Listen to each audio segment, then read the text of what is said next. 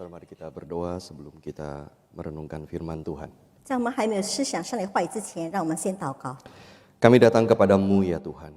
主，我们来到你面前， Kami sudah memuji namamu. 我们已经称颂你的名。 Sekarang kami akan membaca dan merenungkan firman-Mu. 现在我们阅读和思想你的话， Tuhan berkati setiap kami. 求你祝福我们每一个人， Tuntun kami dengan firman-Mu. 借你的话牵领我们。 Kami serahkan waktu di depan kami ke dalam tangan Tuhan. 我们把以下的时间完全交托， Dalam nama Tuhan Yesus kami berdoa. 奉靠耶稣的名，我们祷告。 Amin. 阿门。 Shalom saudara. Saudara, Amin. saya bersyukur untuk kesempatan boleh berbagi berkat firman Tuhan bersama dengan saudara Jemaat GKI Mangga Besar.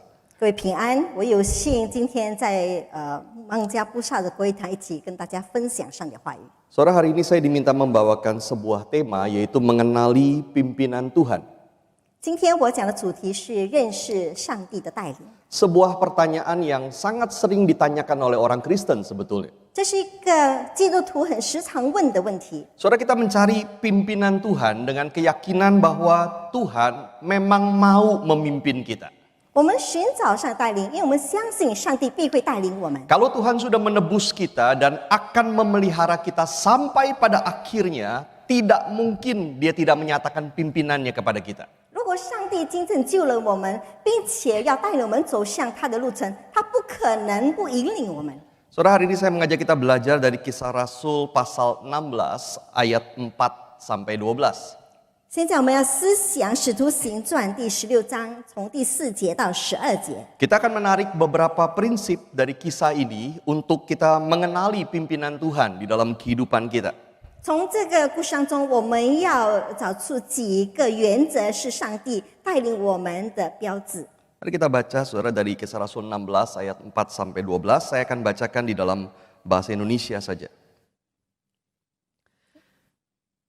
Dalam perjalanan keliling dari kota ke kota, Paulus dan Silas menyampaikan keputusan-keputusan yang diambil para rasul dan para penatua di Yerusalem dengan pesan supaya jemaat-jemaat menurutinya. Demikianlah jemaat-jemaat diteguhkan dalam iman dan makin lama makin bertambah besar jumlahnya. Mereka melintasi tanah Frigia dan tanah Galatia karena Roh Kudus mencegah mereka untuk memberitakan Injil di Asia. Dan setibanya di Misia, mereka mencoba masuk ke daerah Bitinia, tetapi Roh Yesus tidak mengizinkan mereka. Setelah melintasi Misia, mereka sampai di Troas. Pada malam harinya tampaklah oleh Paulus suatu penglihatan. Ada seorang Makedonia berdiri di situ dan berseru kepadanya, katanya, "Menyeberanglah kemari dan tolonglah kami." Setelah Paulus melihat penglihatan itu, segeralah kami mencari kesempatan untuk berangkat ke Makedonia. Karena dari penglihatan itu kami menarik kesimpulan bahwa Allah telah memanggil kami untuk memberitakan Injil kepada orang-orang di sana. Lalu kami bertolak dari Troas dan langsung berlayar ke Samotrake, dan keesokan harinya tibalah kami di Neapolis. Dari situ kami ke Filipi, kota pertama di bagian Makedonia ini, suatu kota perantauan orang Roma. Di kota itu kami tinggal beberapa hari. Demikian jauh pembacaan bagian firman Tuhan. 我们读经到此。 Saudara, pada waktu itu Paulus dan rekan-rekannya sedang melakukan perjalanan misi. 那么当时呢，保罗和他同工在进行一个宣教之旅。 Mereka berkeliling dari kota ke kota meneguhkan iman jemaat yang pernah mereka layani. 他们从一个城市到另外一城市，兼顾信徒的信心。 Dan kemudian mereka berencana untuk meneruskan pekerjaan pemberitaan Injil itu ke daerah Asia. 然后他们下定决心要把福音传到亚细亚。 Tetapi yang aneh adalah dikatakan Roh Kudus mencegah mereka memberitakan Injil di Asia. 但是奇怪的是，圣灵不许可他们在亚细亚传福音。 Saudara, kita tidak tahu bagaimana caranya Roh Kudus mencegah mereka. 我们不知道圣灵怎么样的不许可他们， Mungkin melalui halangan yang sifatnya natural. 可能是以自然的现象， Misalnya mereka tidak dapat kendaraan pergi ke sana. 可能他们找不到交通的工具到那里去， Atau mungkin setiap kali mereka akan berangkat lalu ada yang sakit. 或者每一次他们出发的时候却有人生病， Atau mungkin melalui sesuatu yang lebih bersifat supranatural. 或者是一些超自然的现象。 Misalnya setiap kali mereka berdoa, justru mereka makin yakin untuk tidak pergi. 就是每一次他们祷告的时候，他们越发的肯定他们不可以去， Atau mungkin ada penglihatan juga yang diterima oleh Paulus atau rekan-rekannya yang lain. 或者是保罗和他的同工有得到一些意象。 Apapun itu, saudara, yang pasti adalah mereka mengenali bahwa semua halangan itu berasal dari Tuhan. 无论是什么，他们都认识到这一切都是上帝的带领， Dan Roh Kudus yang melarang mereka pergi ke sana. 而且圣灵不许他们到那里去。 Lalu setibanya di Misia, 然后到米西亚的时候， mereka mencoba masuk ke daerah Bitinia. 他们要到比堆尼去， Tetapi sekali lagi dikatakan Roh Kudus atau Roh Yesus tidak mengizinkan mereka. 那么再一次圣灵或是耶稣的灵不许他们。 Saya membayangkan Paulus mungkin kebingungan. 我可以想象保罗肯定很迷惘， Dia sudah berpikir tempat mana yang strategis, tempat mana yang sangat membutuhkan Injil. 他已经想到了哪一个地方充满有策略性，哪一个地方需要福音。 Dan saya yakin dia juga sudah mendoakan rencana ini. 我相信他也为这个计划而祷告。 Tetapi ketika dia memutuskan pergi ke Asia, ternyata tidak bisa pergi ke sana. 当他决定要去亚细亚的时候，原来他不能够去那里。 Setelah ganti rencana ke Bitinia, ternyata juga tidak bisa pergi ke sana. 然后他改变计划到比堆尼去，但是也是不能够。 Lalu mereka harus pergi kemana? 那么他们应该到哪里去呢？ Saudara, membaca cerita ini membuat kita bertanya, mengapa Roh Kudus mencegah Paulus dan rekan-rekannya pergi memberitakan Injil di Asia dan di Bitinia? 那么读了这个故事之后，我们心里会发问：为什么上帝不许他们到亚细亚和美西亚去那边传福音呢？ Bukankah tujuan mereka sangat mulia dan sesuai kehendak Tuhan? 他们的那个目的不是很荣耀吗？不是符合上帝的心意吗？ Nah, saya kira saudara Paulus, Silas, waktu itu juga bertanya-tanya, mengapa Tuhan menghalangi? 我相信当时的保罗和希拉也在发问：为什么会这样？ Mengapa Tuhan tidak buka jalan? 为什么上帝不开路？ Tetapi saudara sampai di Troas, 但是到了特罗亚， dikatakan pada malam hari itu tampaklah oleh Paulus suatu penglihatan. 就是在晚上的时候，保罗有意象显给他。 Ada seorang Makedonia berdiri lalu berkata, menyeberanglah kemari dan tolonglah kami. 有个马其顿的人对他们说：“你过来这里帮助我们。” Saudara, ketika melihat penglihatan itu, Paulus menarik kesimpulan, rupanya ini maksud Tuhan. 当使徒保罗看到这个意象的时候，他就下定结论：原来这是上帝的计划。 Kita dipanggil bukan ke Asia, bukan ke Bitinia, bukan itu yang Tuhan mau, tetapi ke Makedonia. 我们呼召不是去米西亚，也不是去比堆尼，而是去马其顿。 Dan kemudian mereka pergi ke sana. 然后他们就到那里去。 Dan di sana Tuhan memberkati pekerjaan mereka. 那么在那里，上帝祝福他们的事工。 Jemaat Filipi adalah salah satu jemaat yang mereka dirikan di Makedonia itu. 那么菲利比教会就是他们在马其顿所建立的教会。 Saudara, ada dua prinsip besar yang kita belajar dari bagian ini. 在这一部分，我们学到两个大原则。 Yang pertama, di dalam segala hal ada waktunya Tuhan. 就第一，就是在任何的事当中都有上帝的旨意。 Roh Kudus menutup pintu untuk mereka masuk ke Asia dan Bitinia. 那么圣灵呢，不阻止他们去到米西亚和比堆尼， Tetapi Roh Kudus yang sama membuka pintu untuk mereka melayani di Makedonia. 但是同样的圣灵呢，敞开门让他们能够到马其顿服侍， Apa alasannya? 是什么理由呢？ Saudara, jelas bukan karena Tuhan tidak suka dengan orang Asia. 那么并不是因为上帝不喜欢亚细亚人， Asia akhirnya akan menerima Injil, banyak orang menjadi percaya di sana. 亚细亚最后呢要接受福音，并且很多人得救。 Tetapi mengapa Tuhan tidak izinkan Paulus ke sana waktu itu? 但是为什么上帝在那个时候不允许他们去那边呢？ Sederhana, karena belum waktunya. 很简单，因为还没有到时候。 Ada hal lain yang Tuhan mau mereka kerjakan dulu saat itu.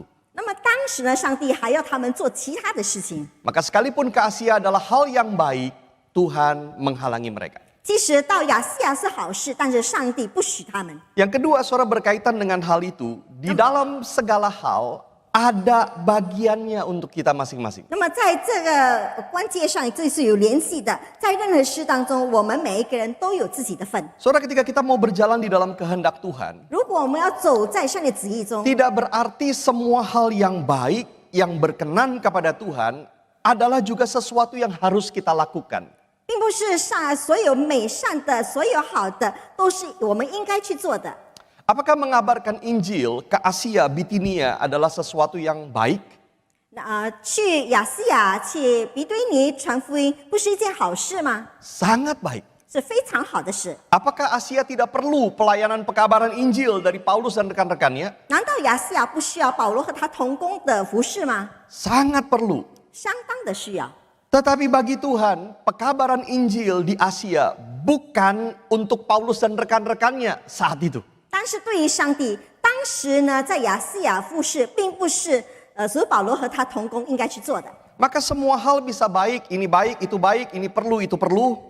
所以什么事情都会好，这个也好，那个也好，这个也需要，那个也需要。 Tetapi tidak tentu yang baik dan perlu adalah maunya Tuhan untuk kita saat ini. 但是所有好的、所有需要的，都不是上帝当时要我们去做的， Bahkan tidak tentu itu adalah bagian kita untuk melakukannya. 可能也不是我们的份叫我们去做的。 Saudara, walaupun kisah ini bicara tentang pekerjaan misi, 虽然这一部分讲述有关宣教， tetapi saya kira apa yang dilakukan Tuhan di sini juga mengajar kita hal yang penting di dalam kehidupan kita. 但是上帝在这里所教导的，在我们生活当中也是非常重要的。 Saya ingat satu kali ada seorang pemuda cerita.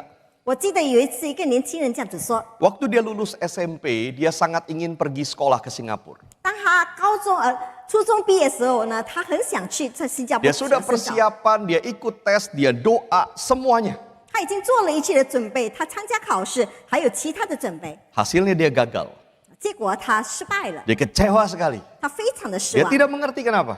他不明白为什么。 Maka kemudian dia teruskan SMA di Jakarta. 结果他在雅加达继续Waktu- 读初中、高 Setelah 中。 dia lulus SMA, dia coba lagi pergi ke Singapura. 他高中毕业的时候，他再一次的计划到新加坡 Dan 去， kali itu berhasil. 当时就已经成功了。 Dan sekarang kalau dia menengok ke belakang, 那么这个时候，他如果往后看的时候， kalau dia bertanya kenapa Tuhan tidak izinkan dia waktu lulus SMP pergi ke Singapura, 如果他问为什么上帝在他初中毕业的时候去新加坡，为什么上帝阻止呢？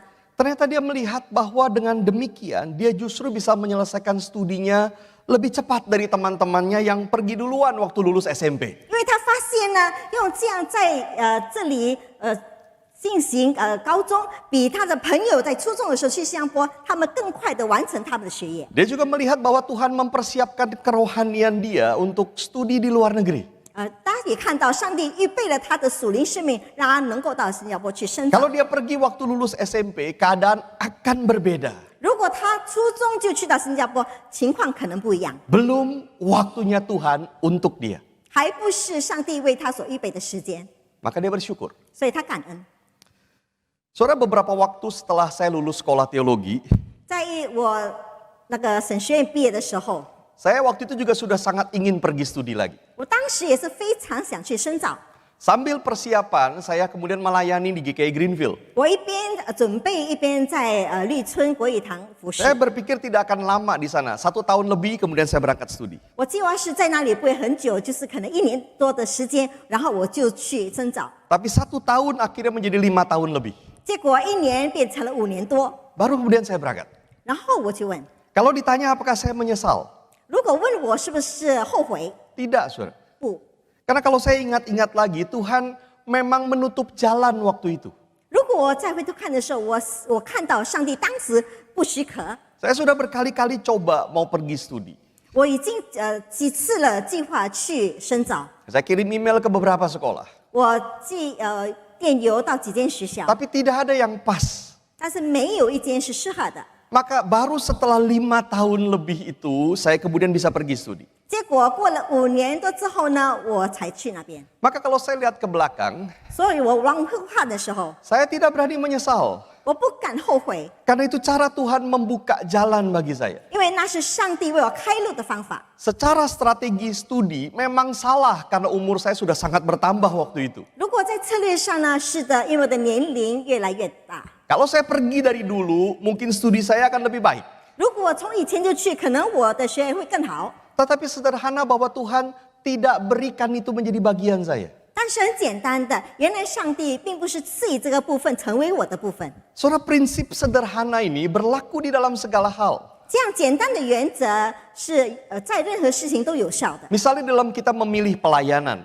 比如说，我们选择服侍， Saudara, pelayanan bisa sangat banyak dan semuanya baik, bukan? 服侍可以很多，而且每一种服侍都是好的。 Apakah pelayanan sosial baik? 那社会服饰好吗？ Baik. 好。 Pelayanan ibadah apakah baik? 敬拜的服饰好吗？ Juga baik. 也好。 Terlibat dekorasi, drama, tari, semua baik. 参与一些布置，参与一些舞蹈，参与话剧都是好的。 Tapi apakah Tuhan mau saudara lakukan semuanya? 但是问题是，上帝是否要你做这一切的事情？ Pertanyaannya adalah mana yang Tuhan mau saudara lakukan? 问题是哪一样是上帝所许可的，你就去做。 Apa bagian saudara? 无论是你的部分是什么， Dan kapan Tuhan mau saudara lakukan? 而且上帝什么时候要你去做？ Maka hati-hati saudara kalau kita mengerjakan sesuatu, mencoba mengenali panggilan Tuhan hanya dengan melihat mana yang baik. 所以，当我们在选择服饰的时候，我们要看看上帝为我们选择哪一方面是好的。 Karena saudara yang baik bisa lebih dari 1000. 因为好的呢，可以超过1000。 Tapi pertanyaan paling dasar, apakah ini adalah waktunya Tuhan dan apakah ini adalah bagian kita? 但是最基本的问题就是，这个是不是上帝的时候？这是上帝给我们的一部分。 Saudara demikian pula misalnya dalam kita mencari pekerjaan. 所以在我们寻找工作也是一样。 Saya pernah ngobrol dengan satu orang yang terus menyesali kenapa dia tidak bisa bisnis, kenapa cuma bisa kerja terus begini sama orang. 我跟一个人交谈，他一直在那边发怨言，为什么他不能够自己做老板？为什么要跟人家打工？ Dia pikir kalau bisnis uangnya akan lebih banyak. 他知道，他认为，如果他做生意的话，他的钱会更多。 Tapi saya bilang ke dia ada bagiannya tiap orang. 但是呢，每一个人都有每一个人的份。 Apakah kalau bisnis yakin uangnya akan lebih banyak? 如果他做生意，是否他的钱会更多？ Kalau itu bukan bagian dia, bisa bangkrut, saudara. 如果不，那不是他的部分呢，他就会破产。 Tiap orang ada bagiannya. 每一个人都有每个人的份。 Atau misalnya saudara di dalam hal punya pasangan, menikah, punya anak. 同样的，在我们寻找伴侣、结婚、有孩子， Saudara tidak semua orang diberikan Tuhan kesempatan untuk hal itu. 上帝没有给每一个人这样的部分， Mungkin bukan sekarang, 可能不是现在， dan mungkin memang juga bukan bagianmu. 可能也不是你的部分。 Mengapa kita tidak bisa terima itu? 为什么不能够接受这一点呢？ Saudara, dua hal sederhana ini tanamkan baik-baik. 这个两点很简单的，让我们 Yang 好 pertama 好 ada 住在心里。 waktunya Tuhan untuk segala hal. 首先是在任何事情有上帝的时候， Yang kedua ada bagianmu. 第二就是有我们的部分。 Tidak semuanya adalah untukmu dan tidak semuanya Tuhan mau engkau kerjakan. 不是每一样事情都有你的份，也不是每一样事情上帝要你去做。 Dan terakhir saudara, bagaimana kita mengenali pimpinan Tuhan untuk kita? 那么最后呢，我们怎么样认识上帝在我们生活中的带领呢？ Bagaimana kita tahu ini adalah bagian saya dan apakah ini adalah waktunya Tuhan? 我们怎么知道这是我们的部分，这是上帝的时候？ Saudara, saya ingin memperlebar khotbah ini dengan beberapa prinsip tambahan. 我要加上几个原则来扩展我的讲道。 Ada dua proses untuk kita mengerti pimpinan Tuhan. 有两个过程让我们能够认识上帝的带领。 Pertama adalah yang kita sebut sebagai diskursif. 第一就是推断力的， Artinya sesuatu yang ada dasarnya secara langsung, sesuatu yang bisa dijelaskan. 就是一些是很基本的，能够用话语来解释的。 Misalnya kita mendengar khotbah eksposisi dari bagian Alkitab tertentu, 可能我们听到是关于讲解圣经， atau kita mendengar nasihat berdasarkan Alkitab. 或者是我们基于圣经来听到一些的劝勉， Itu disebut diskursif. 那就称为推断的。 Tetapi ada proses yang kedua yaitu non-diskursif. 但是有第二个原则就是非推断的， Artinya sesuatu yang lebih berdasarkan intuisi atau perasaan. 就是关于自觉、关于感觉有关的， Tidak bisa terlalu dijelaskan. 不能够用言语来解释。 Misalnya nubuatan, penglihatan, mimpi, suara hati, dan seterusnya. 可能就是预言呐、或者是一些意象，或者是做梦，或者是其他不能够解释的。 Saudara, sebetulnya tidak ada yang salah dengan dua proses ini. 其实这两个过程都没有错， Karena Tuhan bisa pakai keduanya untuk memimpin kita. 因为上帝能够使用这两点来带领我们。 Yang diskursif biasanya tidak terlalu diperdebatkan.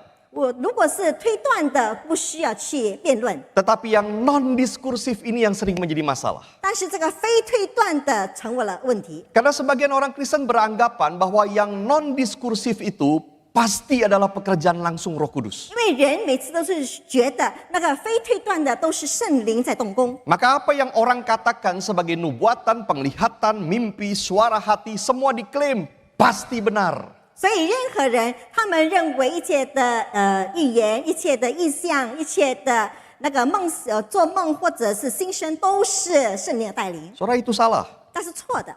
Saya tidak bisa bahas ini panjang lebar, tetapi prinsipnya saja. 我不能够长篇大论，但是原则上， Kalau saudara perhatikan di dalam perjanjian baru, ada orang-orang yang disebut nabi. 在新约圣经有一些人称为先知， Dan ada juga karunia bernubuat. 而且他们有讲预言的才干。 Apa itu? 那是什么？ Saudara, kalau kita mempelajarinya, nubuatan di dalam perjanjian baru lebih berarti menyatakan sesuatu yang Tuhan timbulkan secara spontan di dalam pikiran. 如果在新约圣经，先知讲预言，就是上帝呢在他的心理上能够显出他的心意， Berupa pimpinan Tuhan di dalam situasi tertentu. 就是在某段时间有上帝的带领。 Dan walaupun ini dari Tuhan, tetapi bukan sesuatu yang berotoritas seperti nubuatan Nabi di perjanjian lama. 那虽然这个是上帝的带领，但是并不是非常有权威，好像在旧约圣经上帝带领提升之一样。 Kita bisa melihat beberapa bukti di dalam Alkitab. 我们在圣经中可以看到几个证明， Di dalam Kisah Rasul pasal 21, saudara bisa baca itu sendiri nanti. 在使徒行经第21章， Para murid menasihati Paulus untuk tidak pergi ke Yerusalem.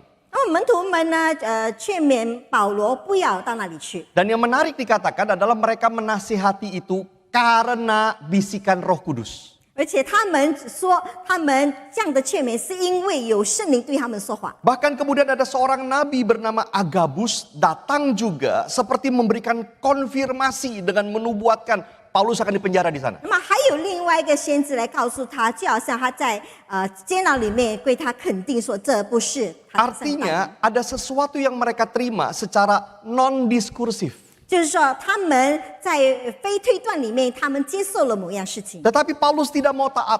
但是保罗不要顺服， Dia tetap pergi. 他还是去， Dia yakin Tuhan yang pimpin dia ke sana. 他相信上帝带领他去那里。 Apa yang terjadi, saudara? 那么结果发生什么事 Kita 情？ memang tidak tahu apa yang dibisikkan oleh Roh Kudus. 我们不知道圣灵到底对他们说什么， Tetapi yang pasti para murid salah menafsirkan kesimpulannya. 但是肯定的是，那些门徒们已经错解了上帝的心意。 Mungkin Roh Kudus hanya memberitahu bahwa Paulus akan dipenjara di Yerusalem. 可能圣灵只是告诉我们，在耶路撒冷保罗会现在监里， Lalu mereka menafsirkan itu sebagai arahan Roh Kudus untuk Paulus tidak pergi.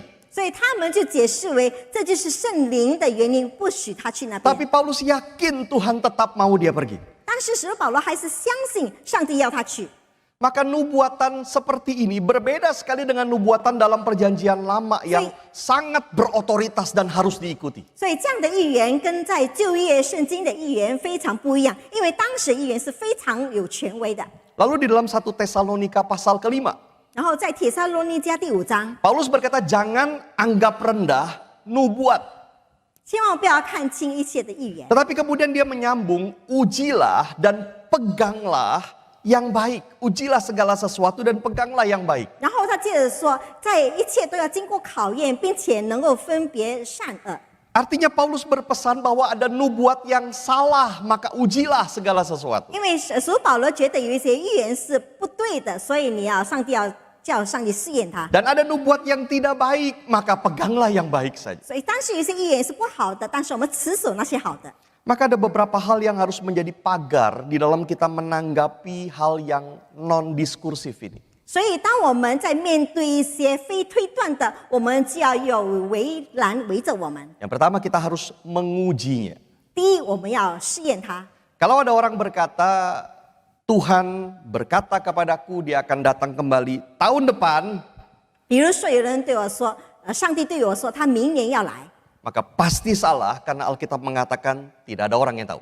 这是肯定错的，因为圣经说没有一个人知道。 Kita harus menguji segala sesuatu dengan firman. 我们一切事情上都要借着话语来试验。 Yang kedua, kita harus meragukannya. 第二，我们要质疑。 Misalnya ada yang berkata begini, 可能有人这样子说， saya merasa ada peperangan rohani di gereja itu. 我觉得在教会里有一些属灵的征战， Kita sedang diserang oleh setan. 我们被撒旦攻击， Mari kita berdoa. 让我们祷告。 Bagaimana kita menanggapi pernyataan ini? 如果我们看到这样子，我们怎么样去面对呢？ Kita harus meragukan apa betul begitu. 我们要心存质疑，是不是这样子呢？ Kita tidak terima mentah-mentah, kita juga tidak tolak mentah-mentah. 我们没有活生生的接受，也没有活生生的拒绝。 Kita uji dulu, pikirkan dulu, apakah betul begitu? 我们先试验，先思考，这是不是真的？ Dan tidak ada salahnya kita berdoa.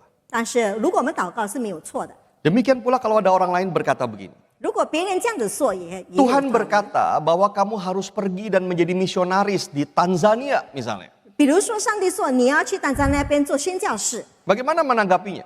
我们怎么样去对待他呢？ Yang pertama dia salah dengan berkata Tuhan berkata. 第一，他就错了，他说上帝说， Karena dia tidak tahu pasti itu dari Tuhan.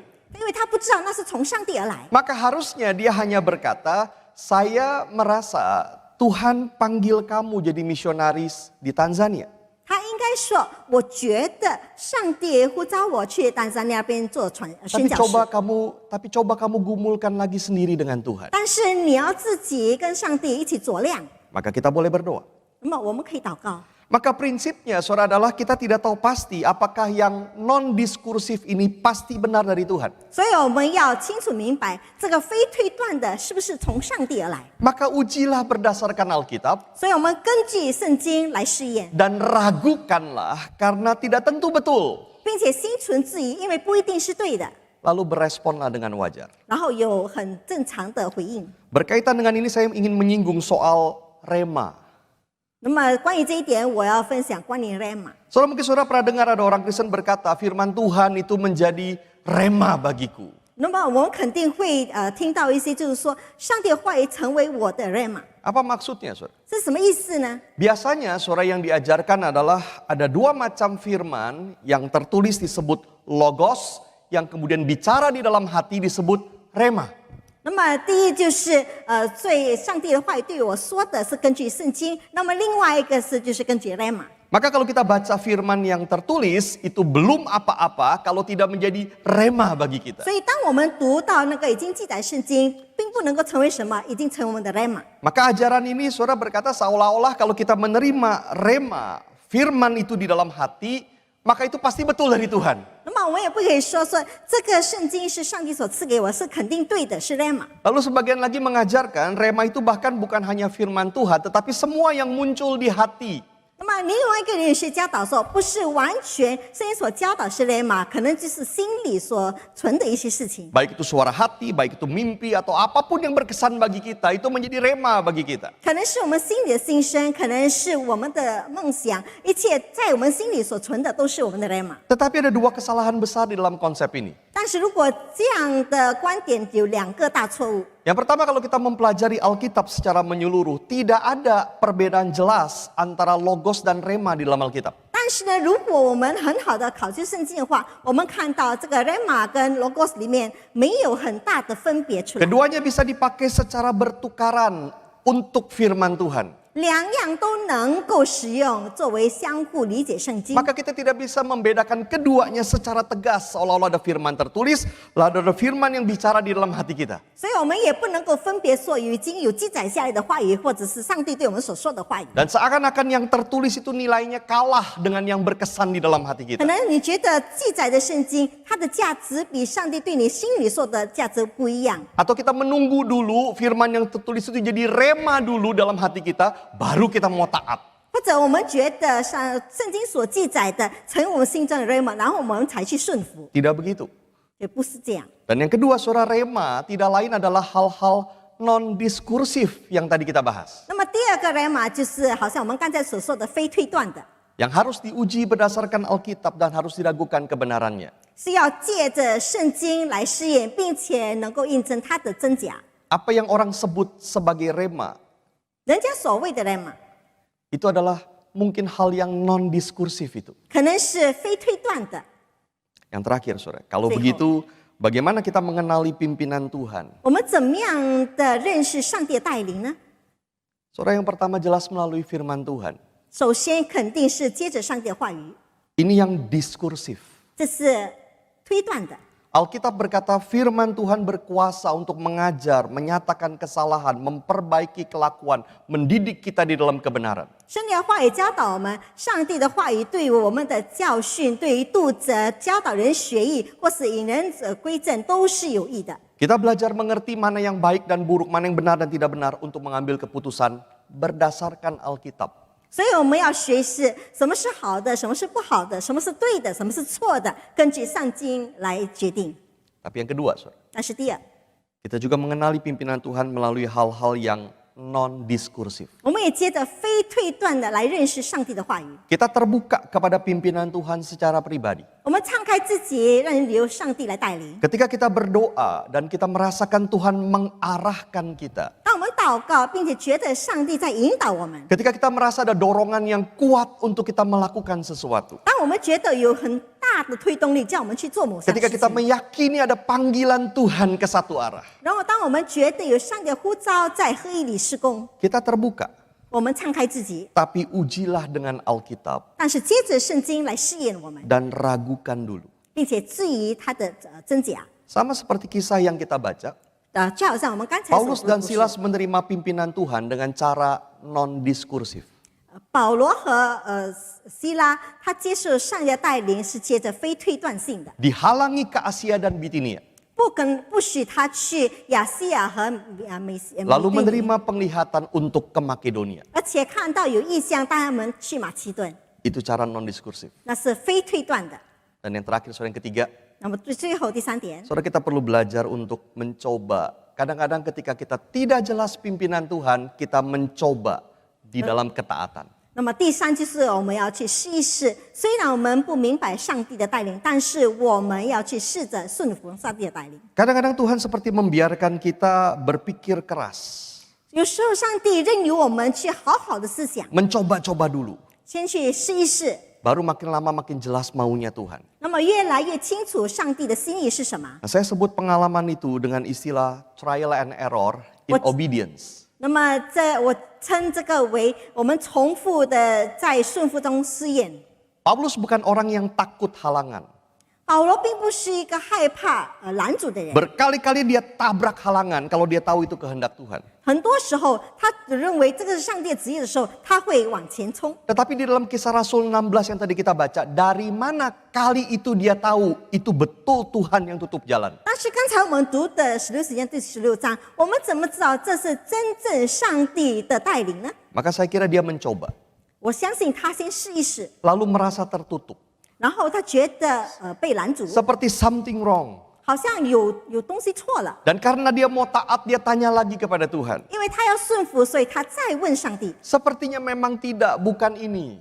仿佛不是啊，不是这一点。 Lalu dia coba lagi ke tempat lain. 然后他就试着再去其他地方， Setiap langkah dia bertanya kepada Tuhan. 每一个步伐他都问上帝。 Dan ketika dia mau taat kepada pimpinan Tuhan, 当他要顺服上帝的带领， dia melihat pintu yang dibuka adalah Makedonia. 他看到敞开的门就是马其顿。 Maka satu hal yang sangat penting adalah hati yang mau taat kepada Tuhan. 所以一件事情非常重要，就是我们要顺服上帝的心。 Kalau kita tidak ada hati yang mau taat kepada Tuhan, 如果我们没有顺服上帝的心， percuma bertanya kepada Tuhan. 我们问上帝是突然的， Percuma berusaha mengenali pimpinan Tuhan. 我们试着去认识上帝也是突然的。 Tuhan melarang kita tabrak juga. 上帝不许我们往前冲， Tuhan mau kita lakukan sesuatu, kita tidak taat juga. 上帝要我们做某些事情，但是我们不愿顺服。 Maka yang pertama-tama hati yang mau taat dulu. 所以首先就要存着一个顺服的心。 Apakah kita rindu dipimpin Allah? 我们是否渴慕上帝的带领？ Apakah kita betul-betul mau melakukan apa yang Allah inginkan dan bukan keinginan diri kita? 我们是否真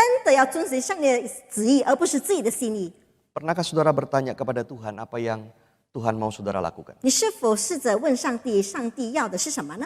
Apakah saudara mempelajari firman Tuhan? 是否你学习上帝的话？ Kalau tidak, bagaimana saudara menguji segala sesuatu? 如果没有的话呢，你怎么样借着上帝的话去试验呢？ Dan apakah saudara punya hati yang mau taat? 我们要有一个顺服的心。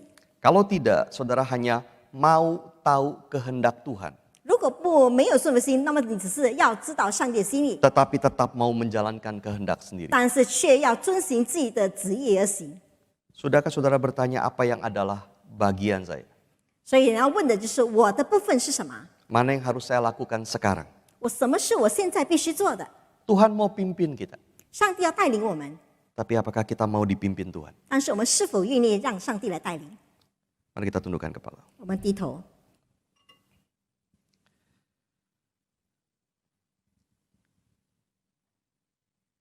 Kami bersyukur ya Tuhan bahwa Engkau adalah Tuhan yang selalu bersama dengan kami. 主，我们感谢你，因为你是一直我们同在的上帝。 Engkau Tuhan yang tidak membiarkan kami berjalan di dalam gelap. 你没有任由我们在黑暗中行走， Engkau memimpin kami. 你带领我们。Tolong kami ya Tuhan untuk mencari kehendak-Mu dan pimpinan-Mu itu dalam hidup kami. 主，求你帮助我们，在我们人生当中，我们能够寻找上帝的带领和上帝的旨意。 Tolong kami pertama-tama untuk kami mengerti firman-Mu. 首先，我们要认识你的话， Dan biarlah kami menguji segala sesuatu berdasarkan firman-Mu. 并且接着话语来适应一切， Dan kami terbuka kepada pimpinan-Mu. 并且我们敞开自己，任由你的带 Kami 领。 terbuka kepada arahan-Mu secara pribadi. 我们敞开自己，任由你的带领。 Tapi berikan kami juga hati yang mau taat kepadamu. 但是，求你赐给我们一个顺服的心， Terima kasih ya Tuhan untuk Terima apa kasih. yang kami renungkan bersama. 让我们能够一起思想。 Di dalam nama Tuhan Yesus kami berdoa. 奉靠主耶稣名，我们祷告， Amin. 阿门。